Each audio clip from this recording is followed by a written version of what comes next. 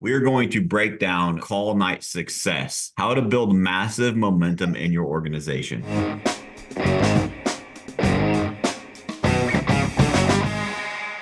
Welcome back to another episode of All or Nothing in Real Estate. I'm your host, Matt Smith, the founder of All or Nothing in Real Estate. This podcast is a movement to give back to this amazing industry that's given so much to me and my family. So today, I'm just going to dive right into the value. We are going to break down call night success, how to build massive momentum in your organization. And so if you're listening to this and you are an agent, you're a team leader, you're a broker owner, and you want to build momentum and have massive success with massive action in your business, this podcast is for you. And as always, we don't teach theory. This is proven. We have done this. We literally just had our best call night ever on our team. We set 52 appointments in one night. And so we're going to break down that process. And let's say call nights aren't for you. This podcast will still be relevant because the process is similar. We're going to even break down how we can take that call night momentum and we're going to turn it into how you can input that into your daily business, whether you're an agent, whether you're a team leader, whether you're a broker owner, and how you can use those the momentum and those principles that led to that success in your everyday business. And so without further ado, we have a special guest on the episode today, Lauren Pimentel. Lauren, thanks for being here. Thanks for having me, Matt. I'm looking forward to going over our mega call night success and giving back to the real estate community. Well, thank you for taking the time to be here. Lauren is a resident guest that is contributing multiple times on this podcast, just has a heart of gold and has great information and great insight to share with everyone. So, Lauren, we appreciate you taking the time to be here. Thanks for having me. So those of you that haven't met Lauren before, Lauren, just a quick intro. She's a top producing agent on our team year after year after year. And she is now transitioned to leading our Lake of the Ozarks branch office, being a sales manager and a top producer. And she still has time to be a phenomenal mom. So she does it all. So and she's a guest on a podcast pretty regularly. So I think that it's really, really helpful, Lauren, for you as the sales manager perspective. You have sales manager perspective, you have leadership perspective, you also have as an agent perspective. And so 52 appointments in one day, one night, as a team. And we had, I don't know, 18 to 20 agents, right? So it wasn't like we had 100 agents setting those, right? Like, so everyone that participated had amazing results. And so if someone's listening and saying, I've tried call nights before, I really want to get momentum in my business, like, what is the first step? How would you break this down for them? The first step is just laying out your plans and your intention. So what are your goals for call night? What's your end game? And then planning it from start to finish. Who are you going to call? What's the competition going to be? What's your theme going to be? Taking time to personally invite each and every person on your team. And then not just getting the agent buy-in, but the entire team, the operation department and the marketing department, they're equally as much a backbone to the company. So just getting everyone's energy, getting everyone's commitment, laying out the plan and making it simple and clear of what's going to be accomplished that night. 100%. I'm taking notes here. And one of the things I think we could share, Lauren, we build a lot of processes for our organization. I think we should refine this process of this success, put it on paper and share it with the people. What do you think? I love that. A little checklist, mega call night checklist. I love it. So we will get that prepared and created. If you're listening to this, you want a copy, just send me a message. Don't send me an email. I hate email. Send me a message. Send it on social. Send me if you have my number, text me, whatever. Just get a hold of us, one way, shape, or form, and we will get you a copy of that. So we can help you actually put what we're talking about actually in a checklist format and help you get into that productive action. But I think, like, as you were saying that, Lauren, like, step one is you got to have a plan, right? Like, I'm the king of just wing it, right? Like, I can wing it and make shit happen. And I think a lot of people that are listening to our show are maybe in that similar mindset, because that's a lot of successful people just don't let analysis get them paralyzed, right? They don't have paralysis by analysis. And so I think that just take action. But sometimes you need to make sure that you know what target you're shooting at. And especially if you're in a leadership capacity, like I can go to a call night and have success just by taking massive action. But how do you get Right. a big group of people to have that momentum, that inspiration, that plan, that certainty that you have to create within your people to, hey, this is going to work if you follow ABC. And so I think it reminds me of a quote. I love my quotes, but I think if I would ask anyone on here, do you have a call night? Is your plan to fail? Well, no, we don't want to fail. We want to succeed. Well, if you fail to plan, then you plan to fail. And so I think it's important that you take the time to prep and plan. Like as an example for this one, we planned about a week in advance. And every single day we would add layers to this, more clarity, more structure, more inspiration, more invitation to invite people to it. And I think over time that really had a really positive result in the people that showed up, how they showed up with their energy, their attitudes, and also the results that we had. Yeah, all great points. And it wasn't just hey, we're gonna call for an hour or two. We called for 4 straight hours of Yeah. just on a mission to help people. So So all of that those things played a good part in it. 100%. And I think so. There's a couple things that you said at the beginning that I just want to make sure I'm highlighting because it's literally I had a very, very successful team leader reach out to me after they saw our post of this success, and I had a great conversation with them. And they said, what did you do? What am I doing wrong?" And I said, "Well, tell me what you're doing." And as they were laying everything out, they had 80% of it together.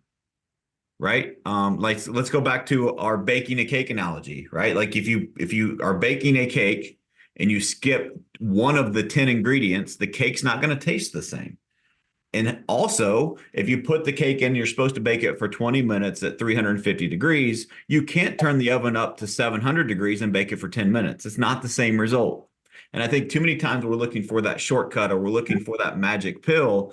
And if you have 80% of the puzzle, that doesn't mean you're going to get 80% of the results. Sometimes that last 10 or 20% is where the extra results come from. And so I think it's the subtleties and the nuances of this process that make all the difference. And again, it's not a and I think this will work on an individual level. Like if Lauren was an individual agent and she had this conversation with herself and she really spent that time building this plan for herself, it would work the same. But I think what have found works really, really well is your environment affects your success. And so are you in an environment of people that are inspired and motivated to take massive action to get these massive results? Are you around, like, what is your identity as a person? Are you identifying as someone that, hey, I can come to call night and set one appointment? Or do you identify as a person that can come to call night and set 11 appointments? What is your identity? Who are you? Who do you really think you are? What do you really think you're capable of? Because we put limitations on ourselves a lot. And if we had a call night previously and didn't have great results, we think that that's going to carry over. And if we think that, guess what? It does carry over.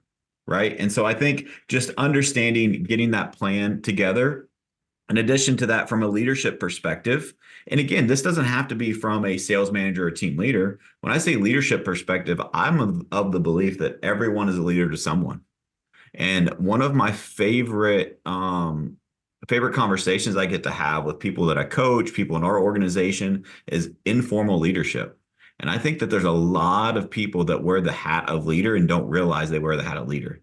Right. And so what can you do to be that informal leader if you're not an actual leader in your organization, in your environment, in your brokerage, in your team, to get everyone else inspired and motivated to participate? Because I promise you that energy will affect you in a positive way.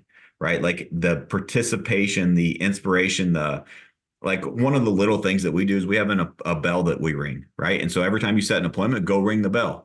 And everyone's screaming and hollering, and it's just like that energy is infectious.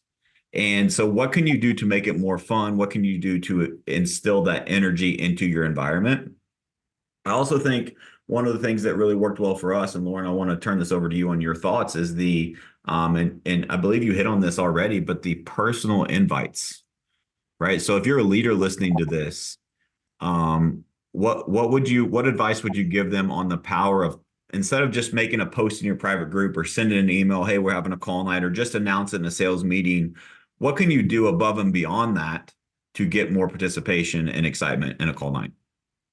Yeah, for me, and this is something that wasn't really a light bulb moment until we had multiple events where that was our missing ingredient of the cake was we did not call and personally invite people Yep.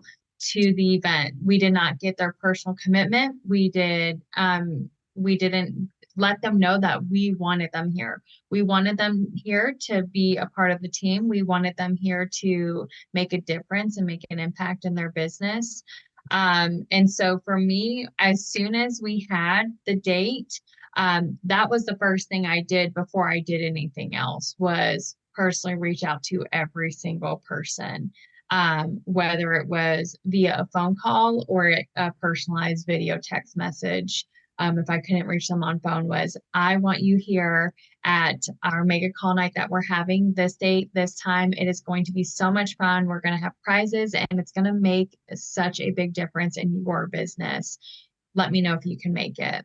And I'd be willing to Uh, bet, I know Lauren pretty well. I'd be willing to bet in that language, in that dialogue, you hit on a personal why of theirs that you know, and that call night's going to help them get closer to that. I run two screens all the time and I have every single person's and 2024 goal of what is it that they want to accomplish at the end of the year, whether it's paying off debt, whether it's going on a dream Let's vacation, slow whether down. it's Let's slow signing down really on. quick. What I want you to hear what Lauren just said. She has it pulled up on a screen so she knows it. She memorizes it. She internalizes it. But the thing that most leaders internalize and memorize is the number.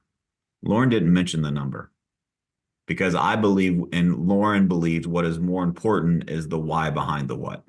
So, what will the 20 homes this year that Lauren wants to sell, what will that allow you to accomplish in your personal life that you have not accomplished yet? Why is that important? And go in depth with your people. Now we have something that we can lead people and inspire them to come to something like a call night. And it's helping them get closer to their goals, not just a number that is doesn't have meaning. I think we should probably maybe do that's a whole nother show where we could go super in depth on that. Because I think there's a lot there and that we do like at our go to the board exercise as an example. But I want you to understand and listen to that from an agent perspective. Have you went in depth with yourself? Like how many agents, if they said, I want to sell X amount of homes. Awesome. When you sell X amount of homes, what will that do for you in your personal life? Tell me more. What else? Go 3, 4, 5 layers deep on that. And that's where you can really impact your own life and other people's lives in this business. Because I think we get tied to the number, but we don't understand what that number will do for us. And I think when we really understand that internally, then it helps with that internal inspiration and that motivation to give you the success that you need in this business.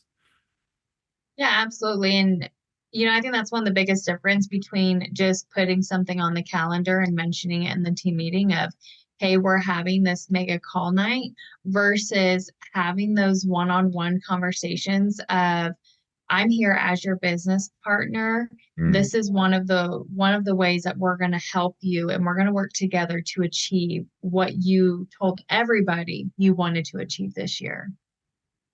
And there's just so much power in it. It's not you're just another body in the office. We're business partners. Yep. We're here to help hold you accountable to what you said you wanted to do this year. Yep. And I'm just here to do my part as a leader and meet you halfway. Yep. Right. And sometimes that's an accountability. Sometimes that's a reminder. Sometimes that's an invitation. Sometimes that's inspiration that's giving you a hand up, not a hand out in any of those leadership dialogues. But that's so good. And I think that's where the personal invites come in. And so I'm gonna tell on myself. And I wrote something down here. Part of the value of this podcast for those of you listening is I want you to learn from our mistakes so you don't have to repeat them. Right? Success leaves clues. And if everyone's looking for a shortcut, right? And one of my shortcuts in my journey has I just learned from people that were a step ahead or 2 steps ahead or 10 steps ahead of me. And I listened intently and I found these little things that made sure instead of I'm at a crossroads, what did I do wrong here? Instead of having to learn that lesson the hard way, I learned from their lesson. And what I want you to take take note of is learn from this lesson that Lauren said it took a couple of times for her to really have it sink in of how important it was. It took one for me. And here was the one. It was from my personal coach, my good friend, and my mentor, John Cheplack. I called him, or it was on one of our coaching calls, and we were doing Monday Mayhem at the time. And we had 38 appointments in a day. At that point, that was our record. Like that was amazing. Like it was awesome. And then we did it again the next week. And the next week, I'll just be frank, I was pissed off. I was disappointed. I was let down because I wanted to build upon the 38. And I thought if we can do 38, we can do 50. Apparently we can do 52, right? So, but the missing ingredient was because this is why John Cheplack is the GOAT, right? He just asked, he said, okay, interesting. I hear you. And I was venting to him. And he said, well, let me ask you this. How many of those people that you expected to show up and expected to set X amount of appointments that day did you call the night before and personally invite? And I literally like stopped and I said, damn it, none. So this is my fault. He said, yes, but also what does that mean? You're also the solution. I said, all right, coaching call over. I got to call these people, right? And like I hung up early and went and started calling people and inviting them and re-enrolling them into our initiative. And I think like for those of you listening, it sounds, well, that's really simple. It's not that big of an impact. It's everything. These steps are crucial. If you leave one out, you are not going to get the desired result. And I promise you, if you just do them consistently, you consistently enroll, you consistently invite, you consistently build that simple plan, it makes all the difference in the world. Lauren, any thoughts on that? Yeah. I mean, just thinking about, coming from that place of transparency and vulnerability, if you gathered our last 3 or 4 call nights, I bet between all of them, we weren't even close to 52 appointments because we weren't following the process that we knew worked for our team. And so I think it's crucial that such a small, simple thing can make all the difference in whether you're successful or not successful. I love it. And most of the time it is the simple things, right? We're looking for the magic bullet. We're looking for this complex calculus equation. And I mean, I can talk high level with the best of them, but what I really find helpful is how can I break it down to be more simple? Because the more simple you can make it, the easier it is for everyone to comprehend and actually execute on. Too many people get stuck in overwhelm. And so like let's break it down to the simpleness of having a plan. Like our plan is here's who you are calling, here is what you are saying, here's your call cadence, here's your text template that you're going to send, here's your email template that you're going to send, and if they don't answer, here's the voicemail that you leave. There is no thought involved. There is no way as an agent I can get in my own way and say, well, I just don't know. I didn't know what to do. And so I'm eliminating that excuse that we tell ourselves because here's the plan and we are all doing it together. It sounds so simple and it really is. But how many of you listening actually do that on your call nights? And let's take this a step further. What we are using is this call night to build momentum into our daily team prospecting hour. What if you had an environment that had that mentality, that energy, that excitement, that simple plan, that execution on a high level every single day in your organization? How would that look for if you're an agent for your personal business? How would that look for you as a team? If you did that, if 80% of your people did that 80% of the time, what would that look like for your organization or your business? It would be a game changer. It would solve every problem that you have. It really would. Yeah, and the planning behind the mega call night took maybe 2 hours, and the call list, verifying the templates, reaching out to everybody, less than 2 hours of prep time to set 52 appointments. Like it's a And that no-brainer. includes the invitations. That includes the personal, like, right? Like, and once you build the plan, like, here's the crazy part. And I'm telling on myself, but the plan isn't anything new. It's the same shit that you've been telling the agents to do for the last 6 months. We're just positioning and packaging it differently to hopefully they hear it from a different perspective. So they're willing to take action and follow that plan. And when they follow that plan and they get good results, guess what? They want to follow that plan more and more and more. And so you don't have to recreate the wheel. You don't have to get like everyone just overthinks this stuff. Who do you want them to call on a daily basis? Where are the gaps in your database? And what script do you want them to use? That's it, right? Like you should know that anyway. Now let's take those gaps and identify those and let's package it into here's our call night plan. And in reality, it's here's what we're supposed to do every day plan. But specifically, we're going to do this for call night and we're going to enhance that plan just a little bit, right? And we're going to repackage it. Good stuff. I think one of the things too that is important is we have adjusted to setting commitments, right? So we prep before call night. And Lauren, what is your commitment? You're gonna set 3 appointments. And you're gonna make X amount of dials. Awesome. And we set that small target. If you aim small, you miss small, right? Too many times we come in a call night and what are we working together as a team? How many appointments do we want to set? How many appointments are you going to set as an individual? How many dials? What does the activity look like? Like, and I think if we just break it down into a transparent, if Lauren has 30 conversations, let me make it, if Lauren has 10 conversations, she's going to set 3 appointments. So Lauren, how can you get 10 conversations, right? Like, what does that process look like? And I think that it's just so, again, it's so simple. We just overcomplicate it and we allow ourselves and we allow our teams to go way too broad and way too vague. And we don't make it specific enough when we don't bring them back to the task at hand. And if we can just bring them into here's what we are doing, here's why we are doing it, and here's the lane I need you to stay in, and I promise you will get results, and we hold them accountable as their business partner, they will get results and they'll want to do the plan more.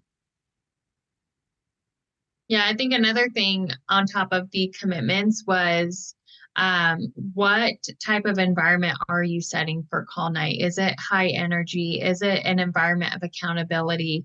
I think that was another thing that shifted with us as we were holding each other accountable because we like to have fun and it's easy to just instead of making calls to just joke around and have side conversations, but we were all holding accountable to staying on the phones and setting appointments and making sure that we're either setting a follow-up or setting an appointment to meet with them via Zoom or in person.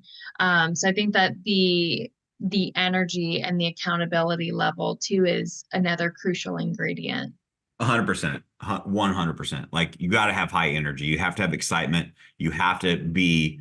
I literally was thinking about this yesterday, and there'll be a video coming out on it soon because it just keeps popping in my head.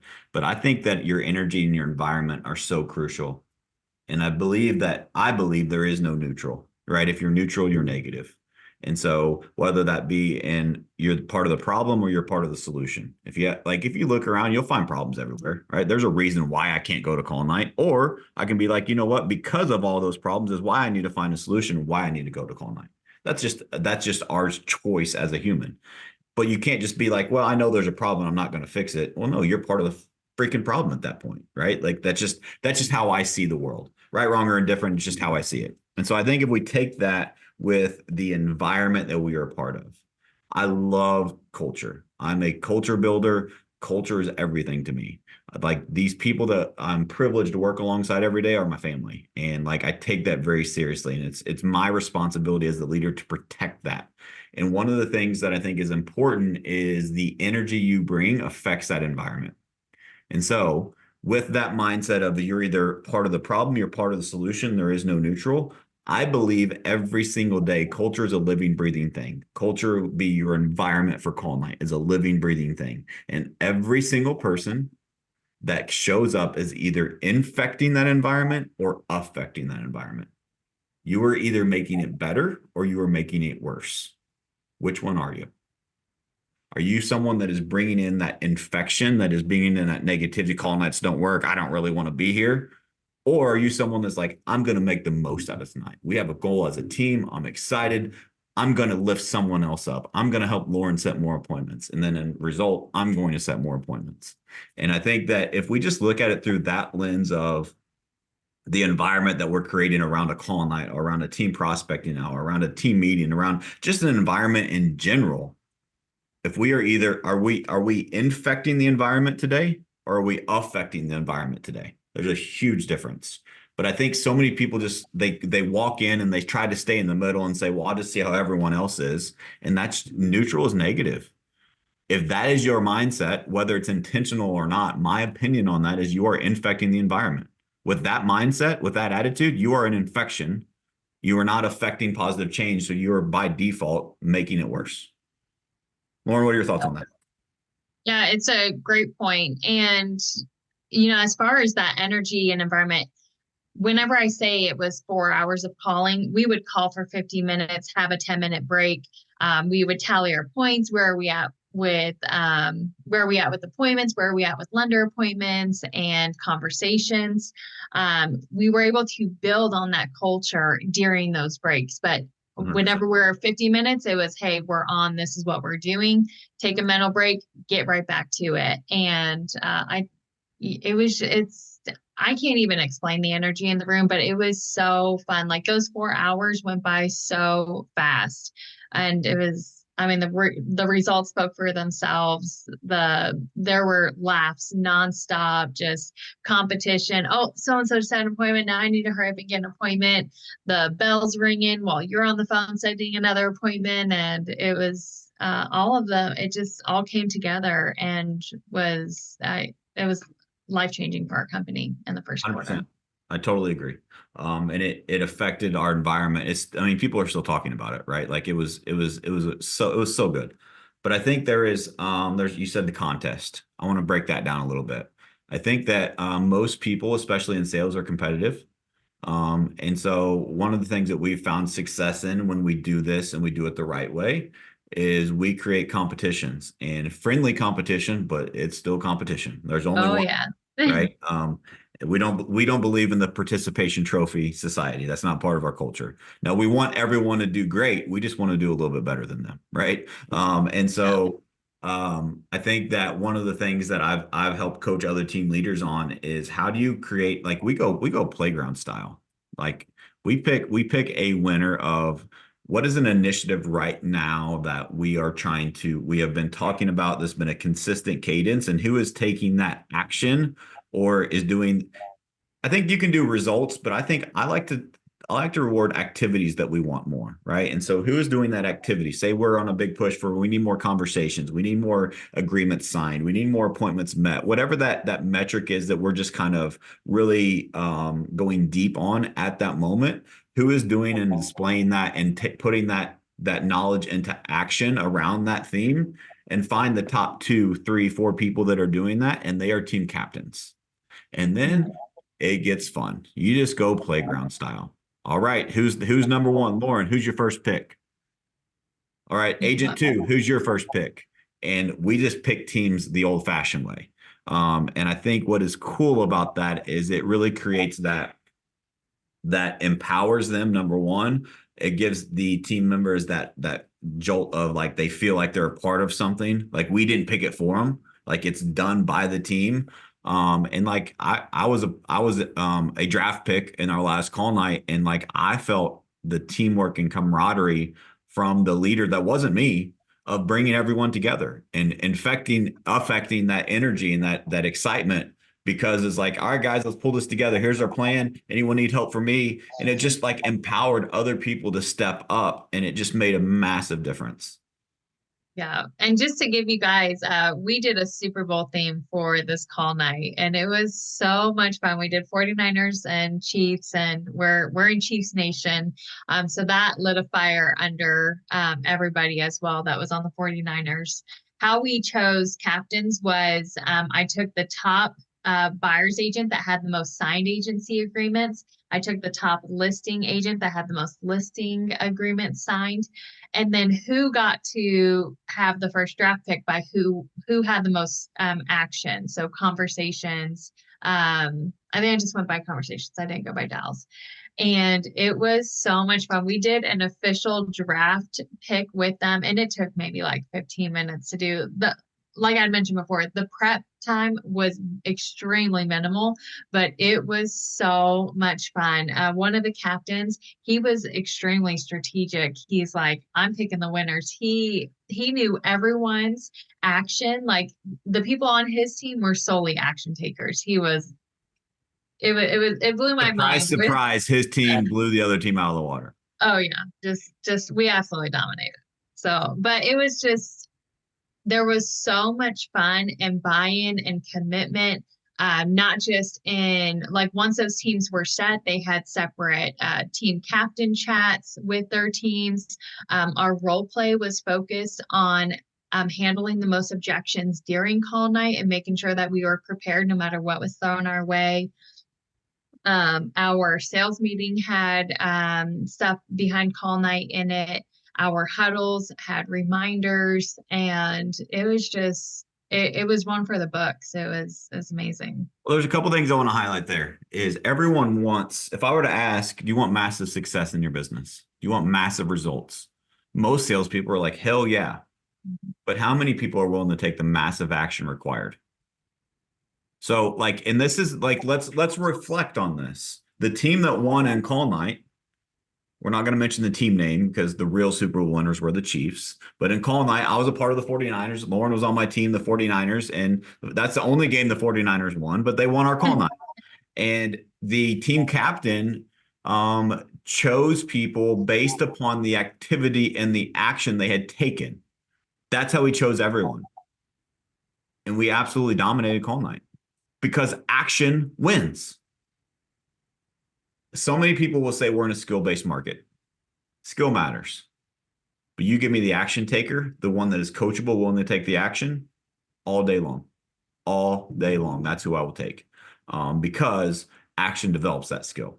And what happens at the skill if you don't take action? It dwindles. It starts going away. And you're relying on skill versus predictable business. And I think predictable businesses always win. And so my point there is massive action equals massive success. If you want that success in your life, it's there, but are you willing to take the massive action to get it? Right. And so massive action isn't, well, I made 10 dials today. No, what else are you doing? If you are not doing a dollar productive activity as an agent, what are you doing? Like you're making excuses for yourselves. And I'm sorry, I want better for you.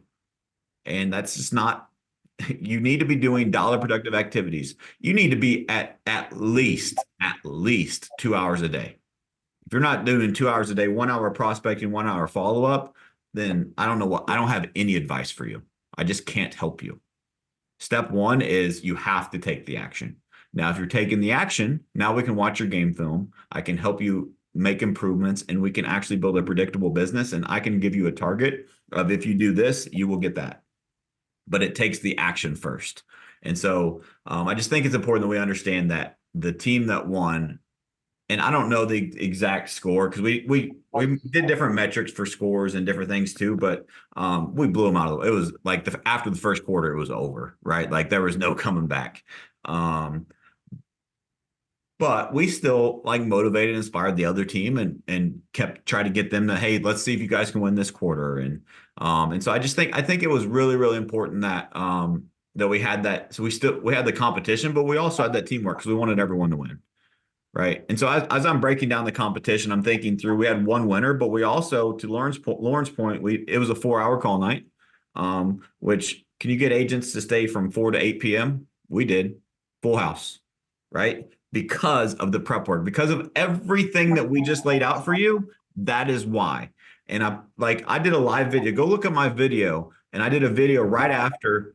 Everyone except for one person was still over the top excited. The other person was really excited. They were just too tired to show their excitement, just because it was a long day, right? But it's the consistency of that got them to show up. But we broke it down into 4 quarters for the Super Bowl. And so we did 50 hours of activity. And literally, if someone was walking up to go to the bathroom, we called them out and said, no, bathroom breaks in 10 minutes. Get back to calling, right? Like that was the environment. But then in the 10 minutes, we spun the prize wheel. We gave out winners for that quarter who had the most activity, who had the most appointments.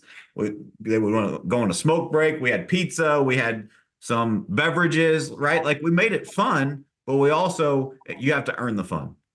Get to work. When it's time to work, let's work. And then let's have fun after. And then the results that it produced, speak for themselves. Yeah, it was absolutely a great time. And I know I'm certainly looking forward to the next one. 100%. Lauren, I think we pretty much covered it. I think the thing that I want to I want to wrap up with is if you want that one sheeter, send us a message. We'll send that to you. We'll break it down, the process that we did. It'll be a checklist style with details of how we did that and how you can recreate it too. Like to be honest, I have helped other teams recreate this process and have massive results in their business too. And so this is the it's proven, it works. I also think that it's important to like, well, maybe call nights aren't your thing. Cool, they should be, but if they're not, cool, you should be calling each and every day anyway. And so, how do you bring that energy, that environment? How can you take this process that has created massive results and bring it to your everyday business, whether you're an agent or a team leader? And I think that that's the momentum that you can really build in your business is by taking these concepts and applying them to your business, however you see fit running it. Because these principles, these concepts, they work.